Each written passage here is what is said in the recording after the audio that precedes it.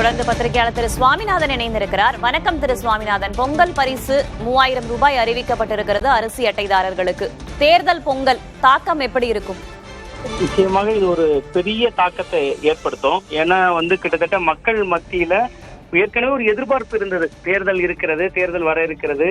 பொங்கல் பரிசு தொகுப்பு கடந்த 2021ஆம் ஆண்டு தேர்தல் நெருக்கத்துலதான் தேர்தலுக்கு முன்பாக அதிமுக ஆட்சியில் 2500 ரூபாய் வழங்கப்பட்டிருந்தது. அது ஒரு கோவிட் காலகட்டம், கொரோனா போன்ற ஒரு பெருந்தொற்று நேரம். அப்ப தேர்தல் நெருக்கத்துல ஒரு 2500 ரூபாய் கிடைச்சிருந்தது. அப்ப இந்த முறையும் தேர்தல் வர இருக்கிறது, அதனால ஒரு குறைந்தபட்சம் 2500 ரூபாய்க்கு அதிகமா திமுக அரசு கொடுப்பாங்க அப்படிங்கிற ஒரு எதிர்பார்ப்பு இயல்பாகவே மக்கள் கிட்ட ஒரு ஆர்வம் இருந்துச்சு. அந்த ஆர்வம் இன்று பூர்த்தி செய்யப்பட்டிருக்கிறது.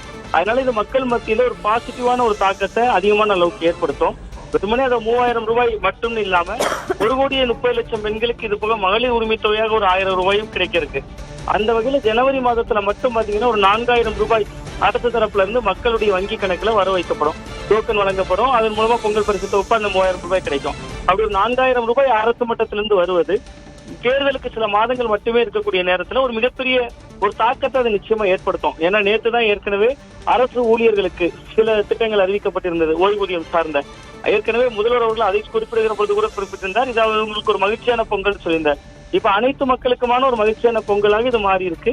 சோ இது ஒரு தேர்தல் அரசியலையும் இதனுடைய தாக்கம் ஒரு குறிப்பிட்ட பகுதி அளவுக்கு இருக்கும் அப்படின்னு தான் பாக்குறேன். இன்னொரு புறமும் பார்க்க வேண்டியது இருக்குல்ல திரு சுவாமிநாதன். ஏற்கனவே மாநிலத்துடைய நிதிச்சுமை பற்றி கேள்வி எழுப்பப்படுகிறது. அரசு ஊழியர்களுக்கான அந்த ஓய்வூதியம் பற்றிய அறிவிப்பு வெளியாகிறது. தற்போது பொங்கல் பரிசு தொடர்பான அறிவிப்பும் வெளியாக இருக்கிறது. இந்த மாதிரியான விஷயங்கள் மாநிலத்துடைய நிதிச்சுமை பற்றி கேள்வி எழுப்புகிறார்களே. நிச்சயமாக இது கடினமான நிதிச்சுமையை ஏற்படுத்தும், அதுல சந்தேகம் இல்லை.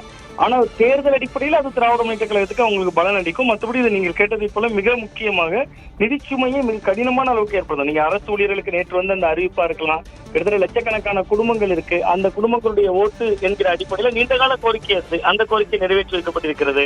இப்ப பொங்கல் பரிசு தொகுப்பு நான் அதுதான் குறிப்பிட்டேன். 2021ல அதிமுக ஆட்சியில 2500 ரூபாய் கொடுத்தாங்கன்னா அப்போ ஒரு கோவிட் நேரம் அப்படிங்கக்கூடிய ஒரு விஷயம் இருந்துச்சு. கொரோனா காலகட்டம், மக்கள் தங்களுடைய வாழ்வாதாரத்தை இழந்திருந்தாங்க, வீட்டை விட்டு வெளியில வர முடியாம பல பேர் இருந்தாங்க, பல பேர் வேலையை இழந்திருந்தாங்க. அந்த நேரத்துல கிடைத்த 2500 ரூபாய் என்பது ஒரு உண்மையிலே பலனளிக்கக்கூடிய ஒரு விஷயமாவும் இருந்துச்சு. அதுதான் சொல்றேன், அது பலனை தந்தது, இது மகிழ்ச்சியை தந்திருக்கிறது, மக்களுக்கு ஒரு மகிழ்ச்சி தந்திருக்கிறது. ஆனா இது ஒரு பெருத்த நிதிச்சுமை ஏற்படுத்தும், அதுல கடுகளவு கூட சந்தேகம் இல்ல. முழுக்க முழுக்க தேர்தலை மனதில் வைத்துதான் இதை செய்யறாங்க. இன்னொன்று கடந்த 2021ல 2500 ரூபாய் மக்களுக்கு கிடைத்தது. 2022ல இருந்து அது 1000 ரூபாயா மாறிடுச்சு. 2022ல 1000 ரூபாய், 23ல 1000 ரூபாய், 24ல 1000 ரூபாய். ஆனா 2025ல பொங்கல் பரிசு தொகுப்புல தொகை எதுவும் வழங்கப்படல. அது ஏன் வழங்கப்படல? அந்த நேரமே மகளிர் உரிமை தொகை 1000 ரூபாய் வழங்கப்பட்டு வந்தது. 1,13,00,000 குடும்பங்களுக்கு வழங்கப்பட்டு வந்தது. அப்ப அவர்களுடைய கணக்கீட்டுல அந்த ஆண்டுல தேர்தலும் இல்லை. இப்ப தேர்தலை மனதில் வைத்து ஒரு மிக முக்கியம். ஆனால் மக்களை பொறுத்தவரை ஒரு மகிழ்ச்சியான திட்டம் தான், ஓட்டு போடுவாங்க. பட் அதுக்கான ஒரு கவலையும் இதுக்கு பின்னால இருக்கிறது. இது கடினமான நிதிச்சுமையை ஏற்படுத்தும். ஏற்கனவே தமிழகம் ஏராளமான கடன்கள் இருக்கக்கூடிய சூழல்ல இது ஒரு பொருளாதார சுமையை ஏற்படுத்தும், அதுல சந்தேகம் இல்லை. பட் எந்த வகையில் இருந்தாலும் அந்த பொருளாதாரம் மக்கள் மன்றத்துல புழக்கத்தில் வருவது என்பது அது உள்ளூர்ல தான் வேறு வணிகங்களா மாறும். மக்கள் நுகர்வு திறன் அதிகரிக்கும். அது அந்த வகையில மக்கள் கிட்ட பணப்புழக்கம் இருக்கும். பட் அரசு மட்டத்தில் அது மிகப்பெரிய சர்க்கிளாகத்தான் இருக்கும் அப்படின்னு தான் பாக்குறேன். மக்களுக்கு மகிழ்ச்சி தரும் அறிவிப்பு, ஆனால் பொருளாதார சுமையையும் ஏற்படுத்தும் அப்படின்னு சொல்லியிருக்கீங்க. இணைப்பில் வந்தமைக்கு நன்றி திரு சுவாமிநாதன்.